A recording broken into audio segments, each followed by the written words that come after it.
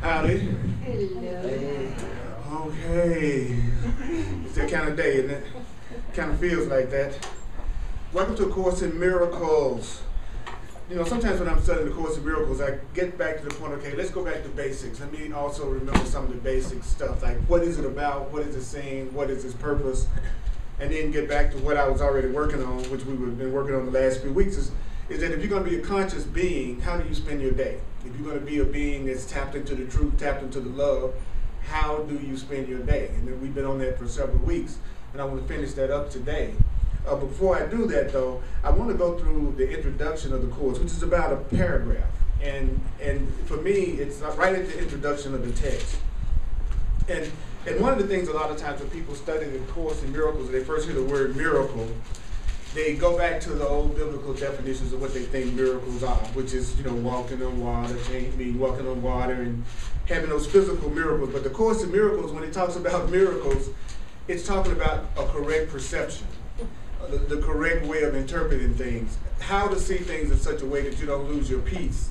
And then it says if you don't lose your peace, then you hear your inner guidance, because the name of the game is how do I listen to my own inner guidance, and how do I separate the divine guidance that I'm receiving from the guidance that I'm giving myself, that I'm making up from what I've learned in the world. Do some of you have that kind of issue? Like, I like to hear my inner guidance, but I can't always tell if I'm listening to it or not.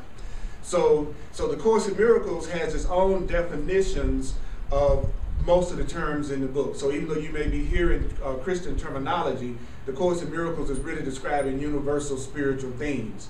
And I always tell people that if you want to read it and you want to get past the terminology blocks, then all you have to do is simply substitute two words and you'll see the entire material different. And those two words are love and fear. The Course in Miracles is basically talking about removing the blocks to love and alleviating your fear, because if you do that, you'll be able to hear your guidance, which it claims is directing us every moment of the day about what to do that would allow us to have the kind of fulfillment that everybody claims that they want. I'm definitely one of those people who would like to have fulfillment. So I'd like to ask, is there anybody else in here that would like to have fulfillment? Yeah. Okay, so you're here because you're interested in seeing another way of looking at things. Is that right? I'm going to check in with everybody. So what I'd like to ask you to do is right here and now, give yourself a purpose for coming. Give yourself something that you feel like you're here to come to realize about yourself or about your life, or something that you want to remove a block. Because without a purpose, none of this will make any sense.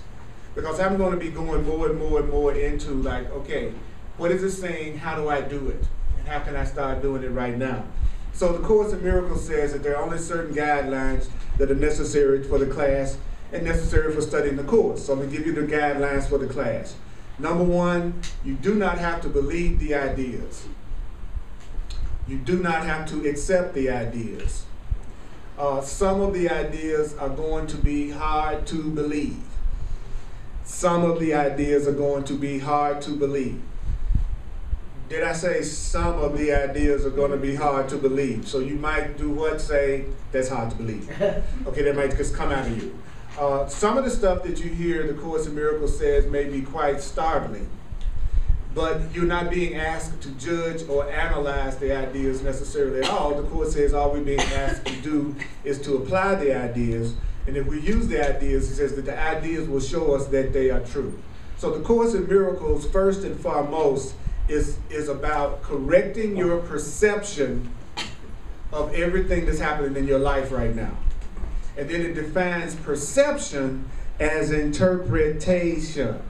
So it's trying to give us a new interpretation of everything that's happening in our lives right now. Then it claims if we have a new interpretation of what's happening in our lives right now, then that's going to change the way we feel about what's happening in our life right now.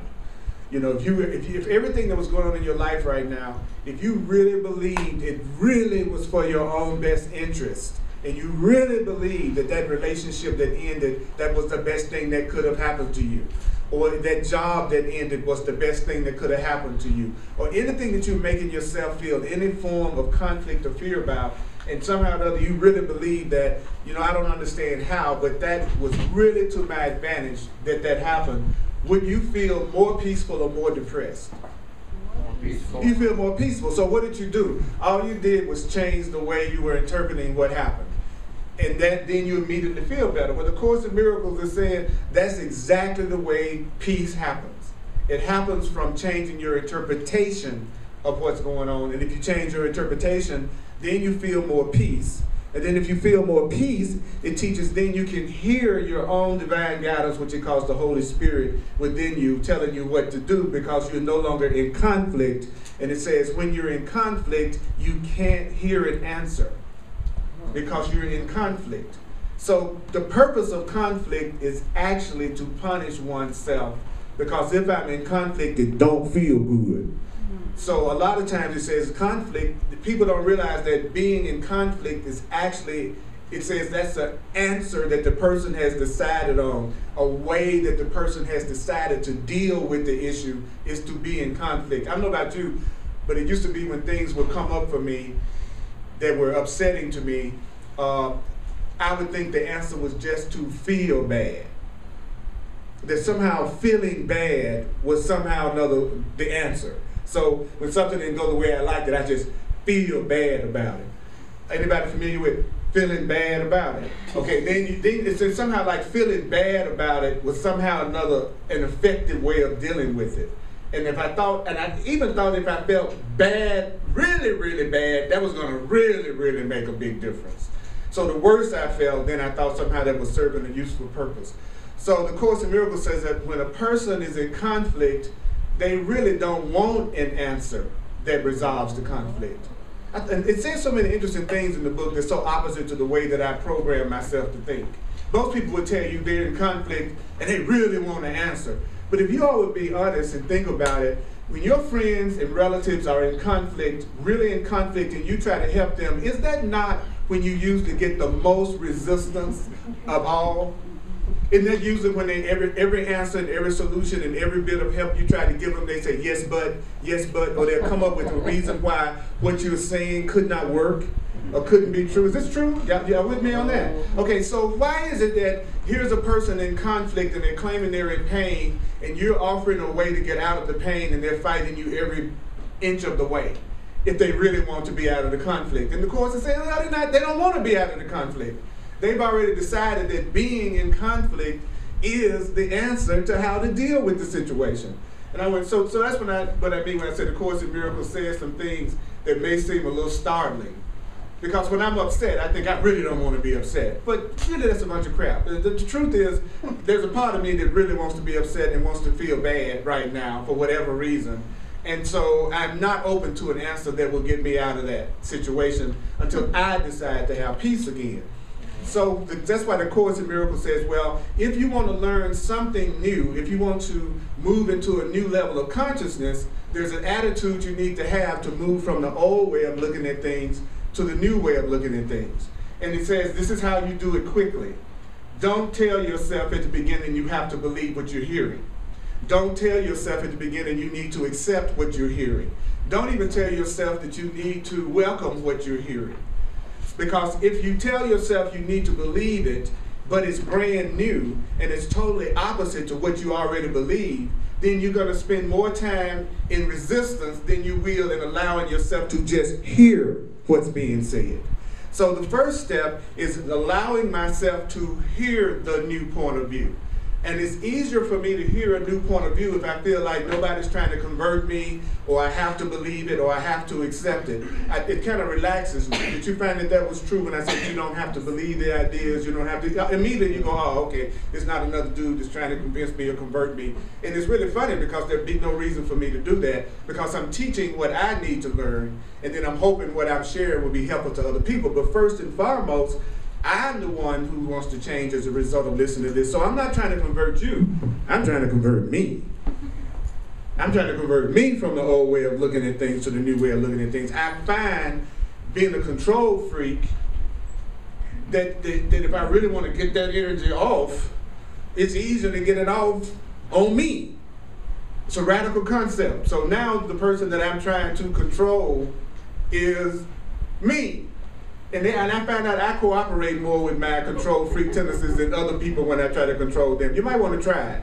Like those of you who like to control everybody and everything, you might just want to see what would happen if I just tried to take that same attitude and direct it toward controlling what I do, what I think, what I say, how I act, how I approach people.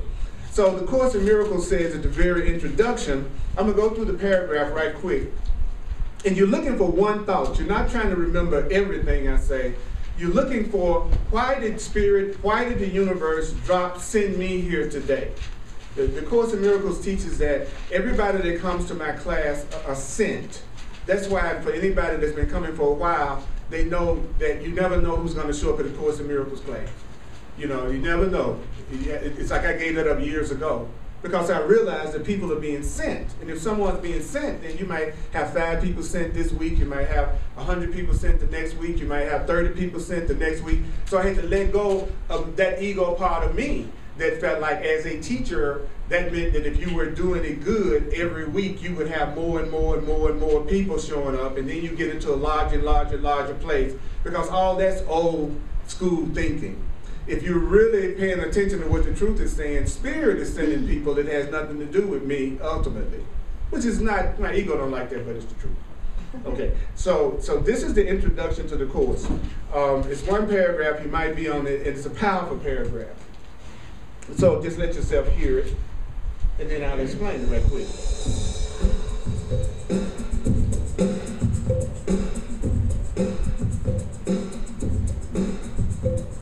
This is a Course in Miracles. It is a required course. It is a required course. Say what?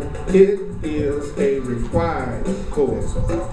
Only the time you take it is voluntary. Only the time you take it is voluntary. Only the time you take it is voluntary. Are you with me? Take a breath. Free will does not mean, I say, free will does not mean that you can establish the curriculum. Say what? Free will doesn't mean that you can establish the curriculum. Free will doesn't mean that you can establish the curriculum. Free will doesn't mean that you can establish the curriculum. Free will doesn't mean that you can establish the curriculum. Free will doesn't mean that you can establish the curriculum. Free will doesn't mean that you can establish the curriculum. Free will means only that you can elect what you want to take at a given time. I'll say that again. Free will means only that you can elect what you want to take at a given time. Free will doesn't mean that you can establish the curriculum. Like, people hear the term, you have free will, and they think that that means that they can establish the curriculum by which they allow themselves to learn to be happy. It's like, if you go to college and you say you want to be a lawyer, let me ask you a question. In most cases, do they not give you the curriculum that you're going to have to take in order to be a lawyer? Yes, sir. You don't go, I'm going to be a lawyer, and then you make up your curriculum for being a lawyer, right? So the Course in Miracles is saying the same thing. It's saying, everybody's saying they want happiness. Everyone is saying that they want love. Everyone is saying that they want complete peace. And then they make up their curriculum for how they think that's going to happen. You come up with the way you think you're going to make yourself happy, or you come up with the way you think you're going to give yourself peace. The Course in Miracles says free will doesn't mean that you can establish the curriculum. Free will means that you can elect how much you want to take at any given time. So if I want to go to college to be a lawyer, my free will only comes into play in what way? I can decide whether I want to go tonight, in the evening. I can decide if I want to go in the daytime. I can decide whether I want to go this fall, or I can decide whether I want to go in January. My free will only comes into play as far as me choosing how much of the curriculum I'm going to have to master to be a lawyer at any given time. Whether I'm going to take 5 hours this semester, 7. Okay, so what that says to us as spiritual beings who are trying to wake up to the truth, it means that there's a curriculum, or there are certain things you have to learn if you want to have peace and happiness. There are certain rules to peace. There are certain rules to happiness. There are certain universal laws. We can decide how much of that we want to learn and start practicing at any given time. That's what free will means. If I want to have true joy, there are certain attitudes I'm going to have to take if I want true joy. If I want peace, I'm going to have to give up the idea of attacking people. You see what I'm saying? If I want peace, I'm going to have to let go of the idea of projecting, blaming, attacking, and hurting. If I want peace, I'm going to have to learn how to let go of that. Now, how much time I want to spend in learning how to let go of the blocks, that's up to me. Some people focus on truth for a little while, get tremendous breakthrough, and then stop. And then some more crap come up, and they get back into all kinds of drama, and then they go, oh, let me go back to the truth again, until things ease up, and then they stop. And then they let something else happen, and then they come back again. They approach the truth like you would an aspirin for a headache. As soon as I have a problem, then I run to my spiritual teachers, or I run to my spiritual books, or I run to classes until the situation eases up. And as soon as the situation eases up, then I go back to doing exactly what I was doing before until the next challenge. So that means this is as much as I want to learn right now. So some people learn directly through love and peace to realize the truth of who they are. Some people choose to learn through pain. Some people choose to learn through pain. Some people choose to learn through joy. You know which category you fall in. There may be some areas in your life right now that you're learning your lessons in a peaceful, joyful, loving way. And there are some areas of your life right now you're learning the lesson through a painful way. You know which area that is. Now, if you want to be able to determine which area you're in charge of and which area the divine in you is in charge of, the area that isn't being solved is the area you're in charge of. And just in case you're wondering, the area that you have the most fear, the most conflict, the most unhappiness, that's the area you're handling. The area that it looks like there's a flow, there's peace, there's harmony, there's synchronicity, things are falling into place, that's the area your divine self, God's self, is handling. Everybody? So love is handling it, that's the peaceful area. Fear handling it, that's the area you got the conflicts in. And so based on that, do you all know now which area of your life you're in charge of right now? Everybody clear about your area? If your biggest area right now is financial difficulties and all you're going through is financial challenges, that's where you're not listening to guidance the most. That's where you're not listening to your inner guidance the most. That's where you're not listening to your inner guidance the most. The area that you're experiencing peace and harmony and joy in, whether you recognize it or not, that's the area where you're really allowing the universe to function. Even if you still think you're in charge of that area, that's really the area you're letting spirit take over. So everybody's clear about that? Okay, does that mean you're bad? Does it mean you're sinful? Does it mean you're guilty? No, it just means that that's the area you're in charge of and you're trying to handle by yourself. Okay, then it goes on to say, I'll say it again. So who can tell me right quick what free will means in their own words based on what you heard me say? Anybody, just throw it out. You can choose when the time is that you're going to take this course, but not what the curriculum consists of. Exactly. You chose to come here at 1 o'clock, but you don't have nothing to do with what this book is teaching. The curriculum is established in the Course in Miracles. What you decided was whether or not to come this Sunday, whether you ever come back again. So that's where your free will came in. Your free will came in to come here, but your free will does not determine this curriculum. Got it? Okay, so how can I make that practical in my everyday life? Well, what that means is that there's a way for me to have joy and happiness and fulfillment in my life, and that's true for everybody else. The curriculum for my joy, the curriculum for my happiness, the thing I need to learn for my happiness, that's already been established. What I need to do is make the decision about how much time I'm willing to invest in the changing of my mind and the learning of the curriculum. Like I hear people talk about all the time, relationship this and relationship that. And relationships are so hard. Relationships aren't hard. There are rules for happy relationships. There are attitudes for happy relationships.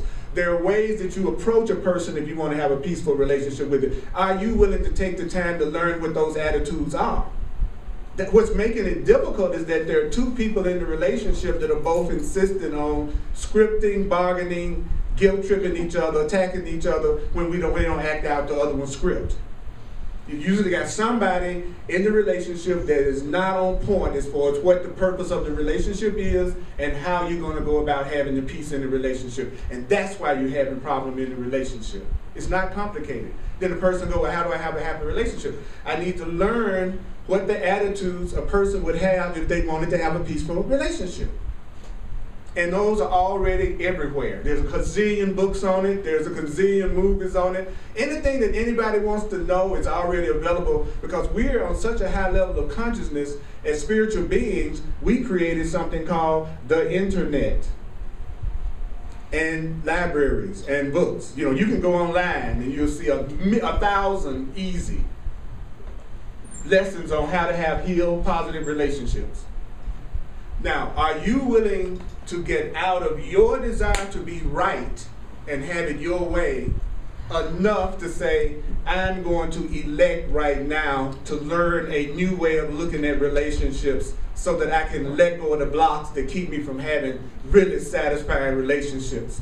Or am I going to continue to make up what I think it should be like and then try to force everybody else to conform to my idea of what they should be like to make me happy?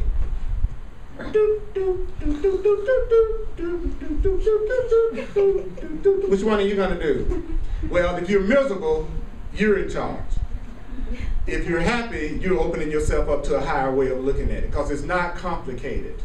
It's two people joined with someone else who is willing to take responsibility for their experience and who wants peace and to connect in a peaceful, loving way more than anything else in a relationship, and you will have a peaceful, loving relationship. But if you connect with someone who takes no responsibility for their experience and they hold you responsible for their happiness, you're going to go through a lot of crap, period. Arguments, misunderstandings, and upset and frustration. Got it? Does that sound complicated? No. All you got to do is listen to the person, and you'll know in 5 minutes of meeting anybody whether they have a victim consciousness or whether they have a consciousness that they take responsibility for their experience. The first date would tell you everything you need to know about the person you're interested in. How did they treat the service person? That's how they're going to treat you when the honeymoon period of perception is gone. But your specialist is going to tell you they dogged out the waiter, but they wouldn't do that with me because I'm special. and so you completely overlook that the person is revealing to you what? The way that they treat people who are no longer special. All you have to do is listen. It's a radical concept. It's called listening. It is. And then having some idea in your own mind about what you want when you sit down at the dinner to begin with. Rather than going, I hope this is the one. I hope this works out. I hope they treat me kindly. I hope they treat me lovingly. Without a goal, the Course in Miracles says the goal determines the outcome. So if you don't have a goal, you don't know how it's going to turn out. And if you don't have a goal, it says you can't evaluate the situation if you don't have a goal. If I have a goal of being with a person and we deal with each other without attacking each other, but we deal with each other by talking things through and communicating, and I'm with the person that we're constantly butting heads and arguing and attacking and blaming, based on my goal, is this relationship moving in the right direction or is this relationship moving in the wrong direction? It's going in the wrong, but if I didn't know what I was looking for, I wouldn't know when it wasn't happening. So it's very important to right today say, what is it I want to experience in my relationships? What would I like to experience in my career? What would I like to experience in my spiritual development? If you have a goal, then you don't have a problem evaluating the situation. If you have no goal, you're a person that the course says anything happens to. You're one of those people that looks like they're just going along and everything's okay, then bam, they get just knocked off there. They don't know what should happen. They have no idea. Our average brother and sister out there is walking around hoping life turns out the way they want it to. Hoping the right person shows up. Hoping. A conscious being is going, I want the peace of love. I want the peace of God. I want to know the truth. I want to get in touch with who I really am. I want to let go of every block to love. I want to join with people who want to do the same thing. So they know immediately who they're looking for and who's going to be attracted to them. Life isn't complicated. Illusions are complicated. False ideas are complicated. So what we want to do today then is make the decision that I want to start to elect to recognize more truth at any given time. I want to make a commitment to my own peace and my own happiness. Everybody with me on that part? Does any of this made any sense? Yeah. Okay, all right, so next part of the paragraph.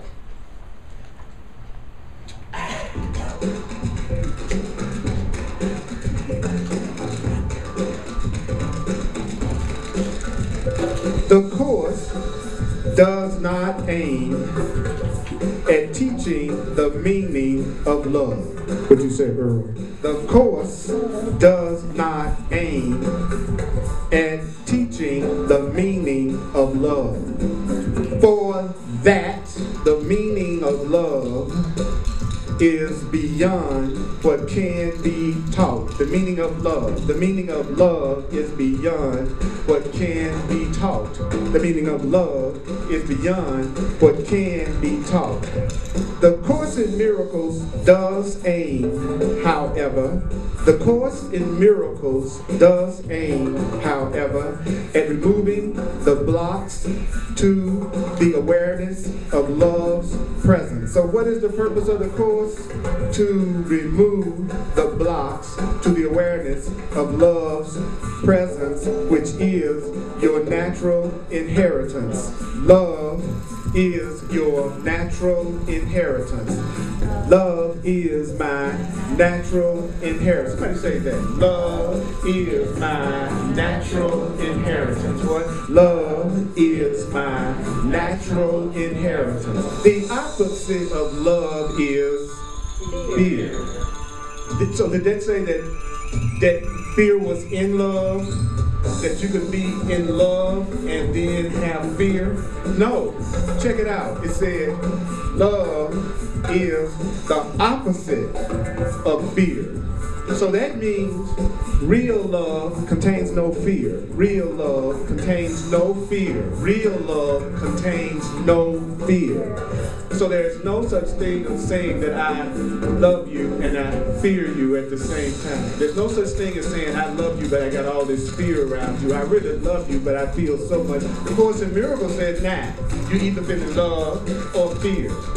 Love or fear. So I might be feeling love for you, and then I might choose to feel fear with you, then I might choose to feel love with you, but I'm not feeling love and fear at the same time. So when you're feeling fear, are you feeling love? No. So if you're with someone and most of the time you're feeling afraid, that means you're feeling a lack of peace. That feels like you can't really communicate, you can't really share who you are. You're not in love with them. You're in fear with them. Isn't that deep? Wow. Wow. What I like about the Course in Miracles is that you can't study it and stay in denial. It's like if you really study it, you'll go, well, okay, I know where I stand in that relationship. Yep. I know what's really happening in that situation. I'm feeling fear. I'm not feeling love. And then it says, love is all encompassing.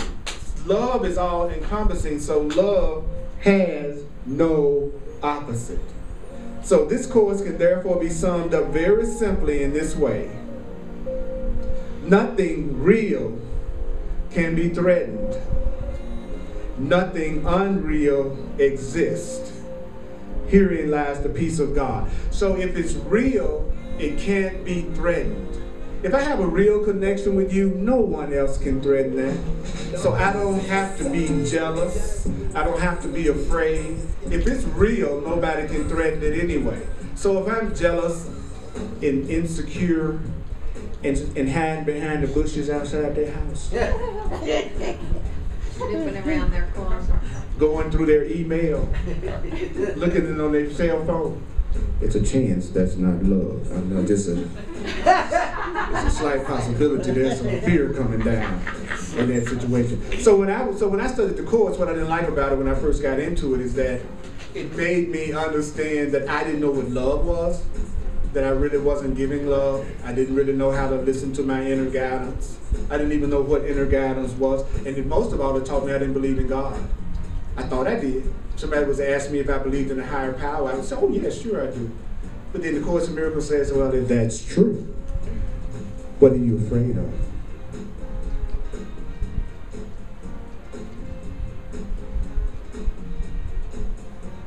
So it taught me that when I'm afraid, it means I'm dependent on my own strength separate from my Creator.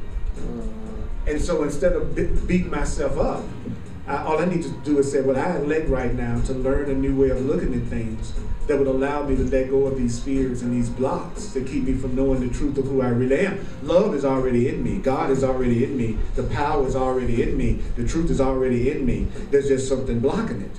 Then my mind goes, oh, what is blocking it? What's blocking it? That's a good question, isn't it? Every single value that you have, everything you've learned that blocks your feeling the love, that's what's in the way of it.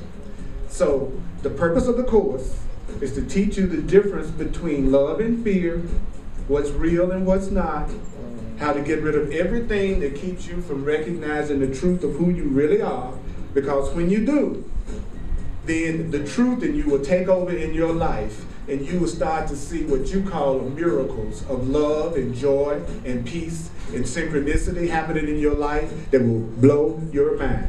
So the course can be summed up in nothing real can be threatened. Nothing unreal exists. I'm going to say that for a minute. Nothing real can be threatened.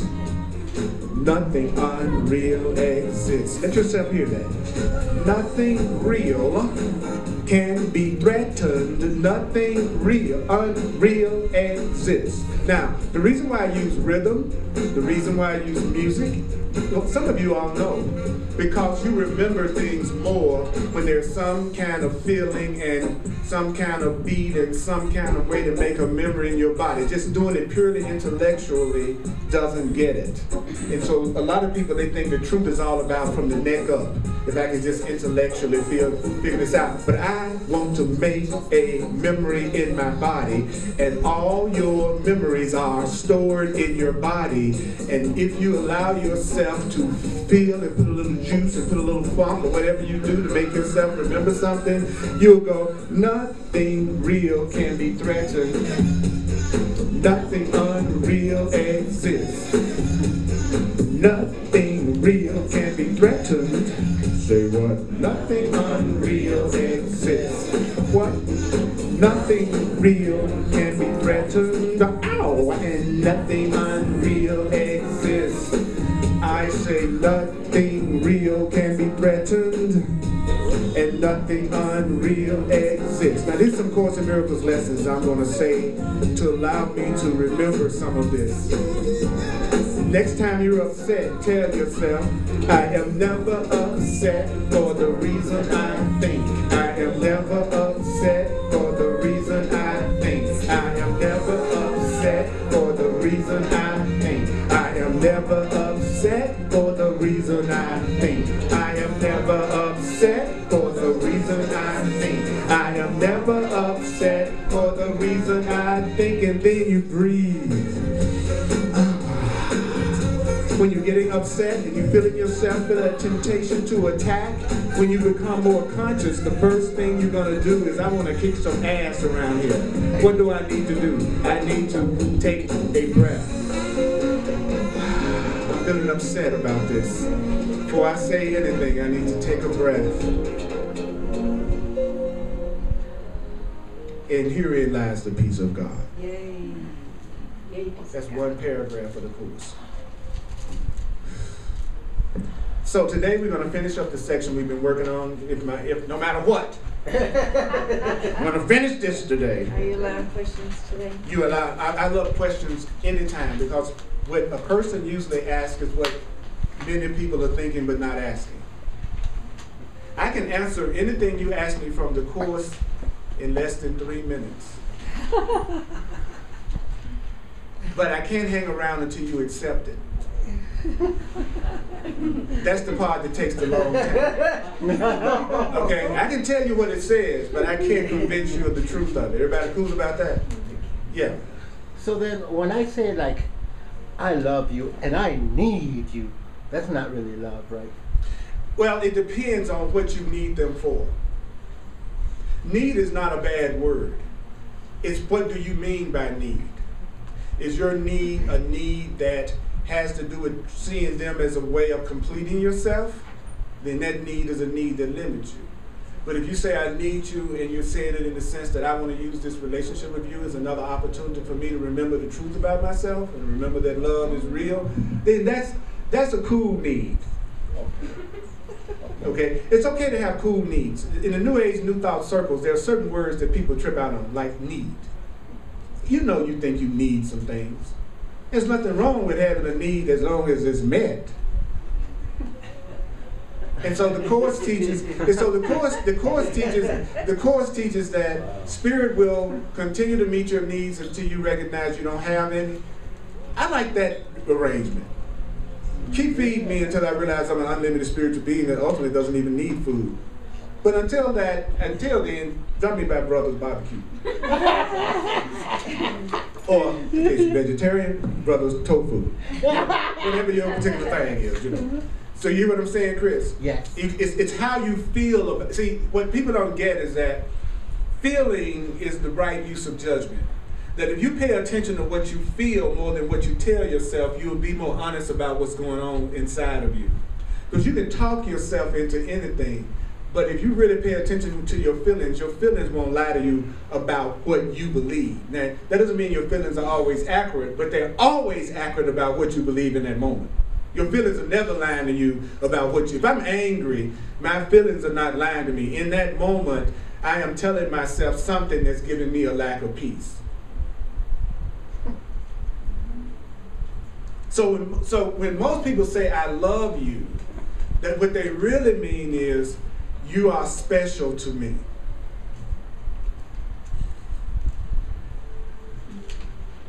That's what they're really saying. I have singled you out and you are special to me. You have been assigned the function of helping me hide how I really feel about myself from me, so that I will no longer feel as insecure or fearful or as unloved as I felt about myself before I met you. So now, because of the attention you're giving me, I am feeling more valued and valuable about myself than I did before I met you. So what you're really doing, I haven't dealt with my issues. I haven't removed my blocks. I haven't gotten rid of my insecurities. It's just that temporarily, you are helping me hide how I feel about myself from me because you make me feel so good. You follow me? Yeah. All right? Then you get into the relationship, and then they end up making you feel upset and like you're not good enough in some way. And then you're criticizing the way they're treating you. So then you feel disillusioned, right? Because they were supposed to hide how you felt about yourself and help get rid of your fear and insecurity. Now they're the main ones that's making you feel insecure because they're not acknowledging you either. So now you're disillusioned. You're supposed to hide how I felt about myself. You're making me feel worse than before. That's what goes. You have to understand, in the world, what is called love is really specialness. And specialness is not love. They're two different things. But you can use specialness as a means of moving you into learning what love really is and experiencing love. So the course is not anti-special. It just wants you to understand that if you're special, then you can be not special. And you can be not special as soon as you don't do the things that made you special. So specialness can be given and specialness can be taken away. Love doesn't operate like that. Love is eternal, it never ends, it's unconditional, it includes everyone, and it expands and grows.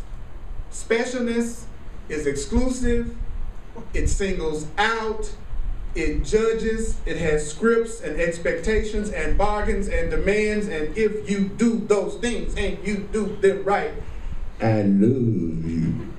So that's the difference between specialness and love.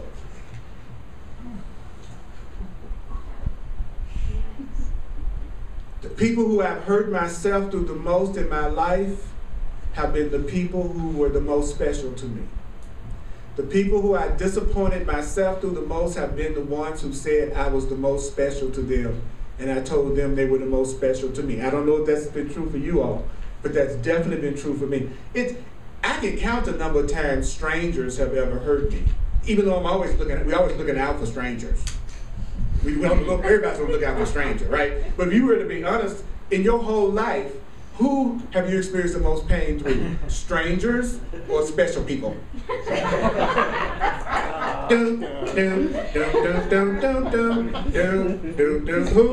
Special people. Who have you attacked the most? People. Strangers, like walk up in the mall and just smack somebody inside the head? Or was it the people who you loved? So that's what the Course, and the Course in Miracles says stuff like that. Now, that's why this book is such a trip. It's not that this book is hard to read. It completely transforms your perception of everything. And so people get scared of it. They read it, and then they start getting scared because they realize to really do this book, they're going to have to be willing to question every belief that they have, every value that they've been taught in order to be happy. But you're not alone. You have Holy Spirit, which the Course calls the voice for truth that's inside of you, your own divine self. You're not alone in any of this. Isn't that great to know? At least it is for me. So I spend all my time trying to make sure that I'm in communication with my higher self because it loves me more than I do. There's a part of me that loves me more than me. I know it's true because I've experienced a lot of love more than I think I deserve. So it obviously wasn't me. Because I was the one criticizing me and judging me and saying I wasn't enough. Yet the love was still coming. Well, why? Because there's something in you that loves you more than you do. But the problem is, if you don't love yourself, when the love shows up, you're suspicious of the love and you embrace the fear. So the person who comes that's really, really loving, that's the one you're going to be the most suspicious of. And then the person that's coming that's not really appreciating you, that'll be the one that you'll go out with. Check it out.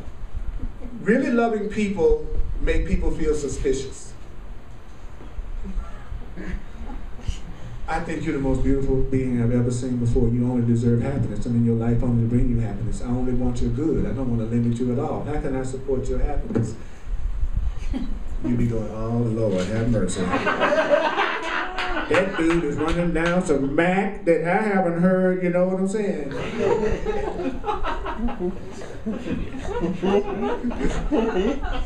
As soon as a person goes beyond your capacity to receive love, do you know that that's the point you become suspicious? As long as they're saying something in the realm of what you believe about yourself, you're right there with them. As soon as they cross over that line, I have to be careful with people a lot all the time because I find myself wanting to say more loving things than they can hear. And so I learned that when I do that, they usually have a comeback like, I bet you say that to everybody. And I said, yeah, that's why you can believe it. If I wasn't saying it to everybody, it wouldn't be real.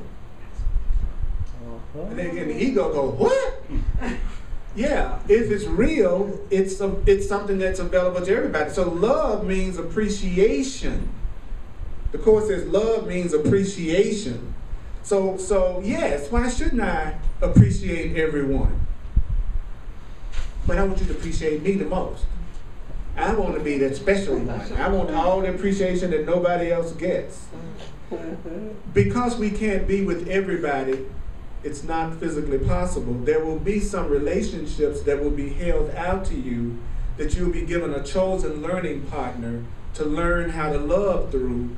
And that will be the person that you're practicing appreciation on first, so that you can master appreciation and begin to appreciate others. Because if you can't love one person, it's a bunch of crap to say you love everybody. If you can't have one peaceful relationship, but you're telling me, I love, you hear that New Age circles, I love everyone. Bull crap. You don't love everyone. You don't even know what love is yet. Why don't you start with the people who are special in your life? Start applying the truth that you're learning to them first. Because the person who's the most special is the one that's giving you the greatest opportunities for practice. And if you say that person is truly special and you really love them, why is it a challenge to appreciate them? That should be the person that you're glad that I said, you know what? The person you see is the most special person. That's the person I want you to apply all the loving, sweet, generous, affectionate. That's what I want you to have the most passion for. That's the one I want you to be the kindest with. That's the one I want you should be going, oh, great, that's the best news I could have heard. You mean you telling me to start with the person who already is the most special to me? You find that people don't react like that. You say, start with the person, start with your husband. Oh, Lord. You know what I'm saying? Well, I mean, that's your husband. Start with him. That's the one you singled out as being so special that you want to make sure that y'all are locked into y'all's lesson. So you should be glad. The most depressed I've seen couples in my counseling and clarity session is when I share with them ways to stay together. You'll watch them get depressed right in front of your eyes. Because they don't want to be together no more. They're just there because you ought to try. Because you want to pretend you're really giving it a good shot. Wow. And you'll watch them. And then there'll be some couples that you'll say, this is what you need to do, this is the blocks that need to be removed, you can work on that. Yeah, thanks, man. We really need that because we really want to love each other. We really want the blocks to be removed in our relationship. I'm glad that you gave us a perspective because we were too close to it and we really couldn't see it and we're willing to do this. Can we get back together and check in with you to see how we're doing? Those are the people who want to join. The people who just going through the motions and when you give them solutions, they get depressed. It's like in the class. I can always tell who really wants to change and who wants to pretend they want to change so that they can tell themselves that they want to change because they came to class. And usually it's how enthusiastic do you get about getting simple solutions to things that have caused you pain for years and years. If I really want out the pain, then I'm getting excited when you tell me there's a way to get out the pain. If I still want to punish myself, and I've already decided that punishing myself is the answer, then when you give me an answer, I cannot do it, and I have to go unconscious when you tell me what the answer is. I have to go to sleep. Because I'm determined to be in pain, so as soon as you start giving me the solution,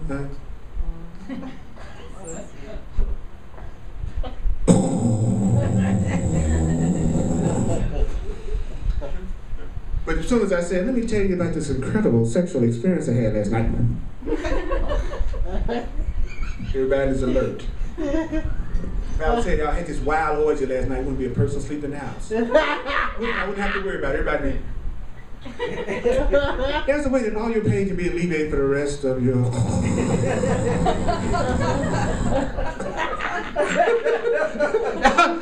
We're hilarious, aren't we? Aren't we a trip? Yeah.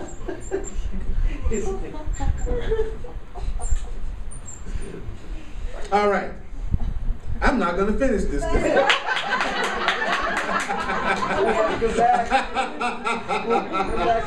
The way I've got it figured, I'm going to finish this section on January 12th, 2013. So, but in the meantime, like I've often said in my classes, I refuse to let my subject matter get in the way of what I have to say. That's my rule, you know.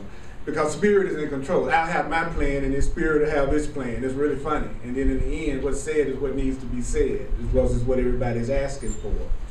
And so, so what I'd like to ask you to do today, just today, is to elect how much of it you want to take at any given time. Make some kind of commitment right now to your own self-realization. say, I don't know how, but I'm going to take responsibility for what I'm experiencing right now. If you're not at the point that you can say, I create my reality completely, at least be at the point that you say, I am willing to take responsibility for my experience of my experience. I take total responsibility of my experience of my experience. That I am the one that's responsible for my experience of this experience. How I am experiencing this experience is up to me. In other words, I give everything I see all the meaning that it has for me. I give everything I see all the meaning that it has for me. I'm giving this all the meaning that it has for me. I'm giving this all the meaning that it has for me. I'm giving them all the meaning that they have for me. I'm giving what they did all the meaning that it have for me. Every time you say that, it empowers you. Every time you say that, it makes you more ready for real love to come into your experience, and you only deserve love. Would you acknowledge yourself, please, Holy Spirit, for being willing to hear this much, for this way. Back to basics. Sometimes you got to hear the basics. Sometimes you got to hear the basics. Okay, what I'm going to do right now is do the financial expression of appreciation. And I really appreciate that. I'm a full-time teacher of the Course in Miracles, so I appreciate your generosity. And it's not really so much generosity. It's not like you're not receiving something too. It's a mutual giving and receiving in the situation. And all that you give is given to yourself. All that I give is given to myself. Paying is giving. Every time you buy anything, you pay for anything. I don't care if it's gas, you're in the store.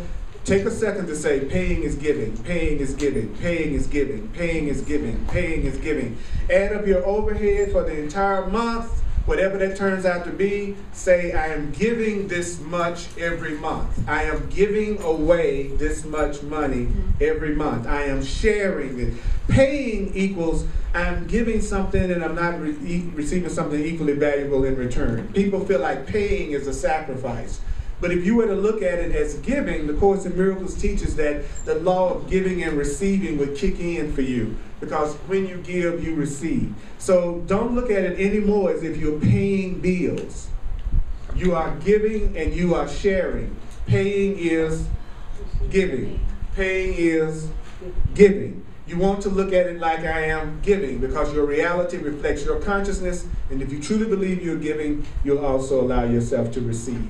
I'm also available for what I call clarity sessions, where I take the truth and apply it to your personal situation. If you're open to that, I also use my knowledge of astrology and numerology for people who are open to more psychic, intuitive insights into things. So that's available. Those of you on the internet, thank you so much. I keep on thanking you so much for your support and for the comments that I received. It's awesome. All of my classes are put on YouTube. Just Google Earl Purdy, and all of my classes will come up. And also, I've done all 365 Course in Miracles lessons on video. So if you're doing the Course in Miracles workbook lessons, which are all in this book, then just Google Purdy lesson, whatever it is, and then I'll come up on your computer and you can click on it and hear me go through the lesson and do the lesson. So that's what I'm saying. The support is there. If you want it, the support is there. If you're ready to change your mind, there's all kinds of support in the universe for that. But if you're not ready to change your mind, the Course says there's nothing anybody can do, there's nothing anyone can do for someone who hasn't made the decision to change their mind. He says there's no way the lesson's going to come that's going to be acceptable to a person who hasn't decided that they deserve love and peace. So sometimes when you're around people and you know that they just made that decision to suffer, your job is to remember that they deserve love when they forget it. But that doesn't mean your job is to fix them or change them or anything like that. You just offer, and once they make their decision, then you bless them. And then you try to allow yourself to be so happy that you become a living demonstration of what happens when you change your mind. And then maybe that will affect them to the point that they go, whatever you're doing, I want some of that myself. That's the best way to get a person to change. It's because you're so demonstrating the other point of view in your life that they'll go, whoa, looks like things kind of really work. You know, how did you handle that the way you handled it? I noticed that I would have usually freaked out if that had to happen. But you seemed like you were pretty cool about it. What did you do? That's what you want. You want the person to see you being such a living example of the truth that they'll go, I want some of what you got. rather than you trying to fix them to take your own focus off of what needs to be changed in yourself, which is the most popular way of doing it. I'll take the focus off me and that'll make it all about you. Okay? So what we're going to do right quick is I'm going to do a quick review of the point that we made today so that when you go out into the dream, go out into the lab, that you'll have something to focus in on today. The Course in Miracles, I highly recommend you actually studying it, because if you read it, by the time you get to the end of the book, your whole reality will have shifted. Guaranteed. Because it takes such a change of mind just to read it. It takes a change of attitude just to study it. So just in the studying of it, you change your mind and you remember who you really are. Okay? All right. Okay, so take a breath.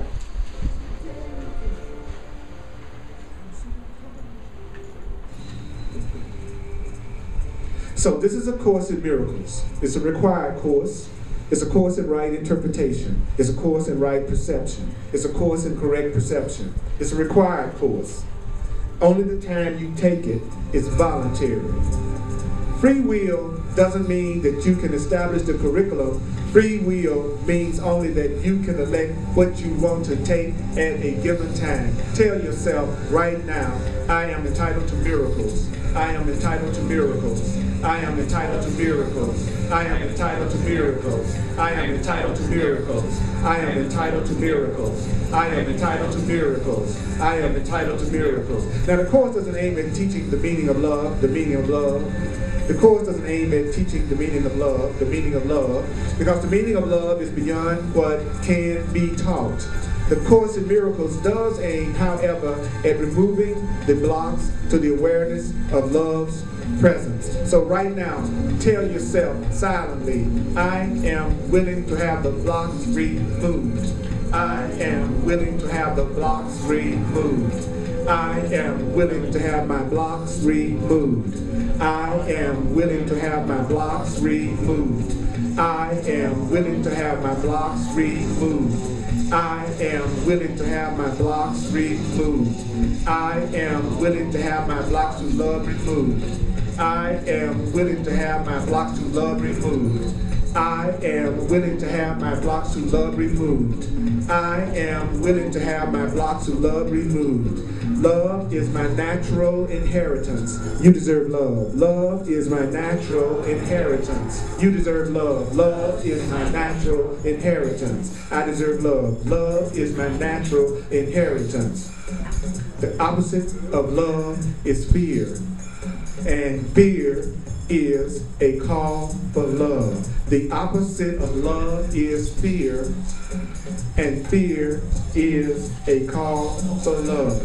Fear is a call for love. My fear is a call for love. My fear is a call for love. A call for love. When you're afraid, it's a call for love. You're calling for love. When you're afraid, you are calling for God. You are calling for love. You are calling for God. So the Course can be therefore summed up very simply in this way. Nothing real can be threatened. Nothing unreal exists. If it's real, nothing real can be threatened. Nothing unreal exists. If it's real, it can't be threatened. If it's real, it can't be threatened. If it's real, it can't be threatened. If it's real, it can't be threatened. Wherever I feel that I am threatened is where I think it is not real. Wherever I think it can be threatened, that is where it is not real. If I think I can be threatened, it must not be real to me. If I think that love can be threatened, it must not be real to me. If I think that relationship can be threatened, it must not be real to me. And if I feel like it can't be threatened, it must be real to me. If I feel like it can't be threatened, it must be real to me. If I feel like it can't be threatened, it must be real to me. If I feel like it can't be threatened, it must be real to me. And I deserve love. I deserve love. I deserve love. I deserve love. Now I want to ask you to claim it for yourself. Go, I deserve love. I deserve love. I deserve love. I deserve love. I deserve love. I deserve love. I deserve love. I deserve love. love, I deserve love, I deserve love, I deserve love, I deserve love, I deserve love, I deserve love, I deserve love, I deserve love, we deserve love, we deserve love, we deserve love, we deserve love, we deserve love, we deserve love, we deserve love, we deserve love, we deserve love, we deserve love, we deserve love, we deserve love, we deserve love, we deserve love, we deserve love. Just say it for yourself. I deserve love, I deserve love, I deserve love, I deserve love, I deserve love, I deserve love, I deserve love. Now I want you to think of somebody in your life that may be suffering right now in some way. I want you to think of someone in your life that needs support in some way and say they deserve love, they deserve love, they deserve love, they deserve love, they deserve love, they deserve love, they deserve love, they deserve love, they deserve love, they deserve love. Now I want you to think about the other people in this room. Think about the other people in this room. Think about the other people in this room that are really just a part of yourself. Think about the other people in this room. Think about the other people in this room. Think about the other people in this room. They deserve love. So let's say it for each other. That's how we're going to end it. That's what we're going to do. Think about these people, even if you don't know them. Let's give it so we can receive it. Let's give it. You deserve love. You deserve love. You deserve love. You deserve love. You deserve love. You deserve love. You deserve love. You deserve love. You deserve love. You deserve love. You deserve love. You deserve love. Yeah. We give it up, Holy Spirit. Thank you. Thank you for having me remember. Thank you for coming to this class. Please feel free to sign my mailing list up here. And remember, may the course be with you. I love you. Next Sunday, we're going to have another Course in Miracles class. Appreciate y'all so much. And hugs are available.